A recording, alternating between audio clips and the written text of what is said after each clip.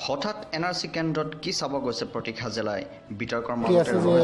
পৰিদৰ্শন কৰিছে প্ৰতীক হাজেলাই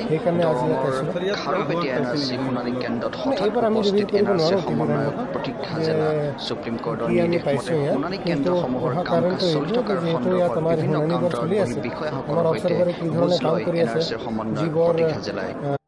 শুনানিৰ কিছুদিন বাকী থকা অৱস্থাত অভিযোগ সমস্যাৰ মাজত চলি থকা এনআৰচিৰ কামৰ মাজত হঠাৎ দৰঙৰ খাৰুপেটীয়া টাউন ফিল্ডত শুনানি সেৱা কেন্দ্ৰত উপস্থিত হয় সমন্বয়ক প্ৰতীক হাজেলা প্ৰায় এঘণ্টাৰো অধিক সময় ধৰি কেন্দ্ৰৰ কাউণ্টাৰসমূহত কৰ্মৰত বিষয়া কৰ্মচাৰীৰ সৈতে উচ্চতম ন্যায়ালয়ৰ নিৰ্দেশ অনুযায়ী কাম কাজ হৈছে নে নাই সেই সন্দৰ্ভত বুজ লয় বুলি সাংবাদিকৰ প্ৰশ্নৰ উত্তৰত হাজেলাই উল্লেখ কৰে আনহাতে এনআৰচিৰ কাম কাজত কিবা আখুৱা পাইছে নেকি বুলি সোধা প্ৰশ্নৰ উত্তৰত সমন্বয়কগৰাকীয়ে কোনো স্পষ্টীকৰণ দিয়াৰ পৰা বিৰত থাকে ইফালে হাজেলাই কেন্দ্ৰত এনআৰচিৰ বুজ লৈ থকা সময়ত একাংশ কৰ্মচাৰীয়ে হাজেলাৰ সৈতে চেলফি উঠাত ব্যস্ত হৈ পৰা দেখা যায় আনহাতে হাজেলাৰ আকস্মিক পৰিদৰ্শনে বিভিন্ন ৰহস্যৰ সৃষ্টি কৰিছে অঞ্চলটোৰ এনআৰচিৰ ক্ষেত্ৰত চলি থকা বিতৰ্কৰ মাজতে হাজেলাৰ উপস্থিতিৰ কাৰণ কি তাকে লৈ এতিয়া ৰহস্যৰ সৃষ্টি হৈছে দলগাঁৱৰ পৰা ৰফিক তালুকদাৰৰ প্ৰতিবেদন ফাৰ্ষ্ট নিউজ ৰিপৰ্ট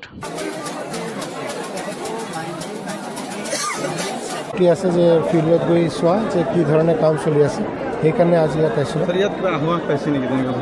মানে এইবাৰ আমি ৰিভিল কৰিব নোৱাৰোঁ টিভিৰ সন্মুখত যে কি আমি পাইছোঁ ইয়াত কিন্তু অহা কাৰণটো এইটো যে যিহেতু ইয়াত আমাৰ শুনানিবোৰ চলি আছে আমাৰ অফিচাৰবোৰে কি ধৰণে কাম কৰি আছে যিবোৰ আইনমতে তেওঁলোকে কাম কৰিব লাগে যিবোৰ মাননীয় উচ্চতম ন্যায়ালয়ৰ নিৰ্দেশ মতে ভেৰিফিকেশ্যনৰ প্ৰক্ৰিয়া চলিব লাগে সেইমতে চলি থকা নাই ৰাইজক যিমানখিনি সুবিধা মাননীয় উচ্চতম ন্যায়ালয়ৰ নিৰ্দেশ মতে দিব লাগে এইবোৰ তেওঁলোকে পোৱা পাইছে নাই এইবোৰ প্ৰক্ৰিয়া আমি চাই আছোঁ ছাৰ এই নোটিছৰ ক্ষেত্ৰত শেহতীয়াভাৱে ছাৰ বহুতে নোটিছ নোপোৱাকৈ ছাৰ পাৰ হৈছে ডেট পাৰ হৈছে নোটিছ কোন এই নোটিছৰ কাৰণে আমাৰ পৰ্টেলো আছে য'ত মানুহজন নিজৰ ARM টাইপ কৰিলে তেওঁ গম পাই যাব যে তেওঁৰ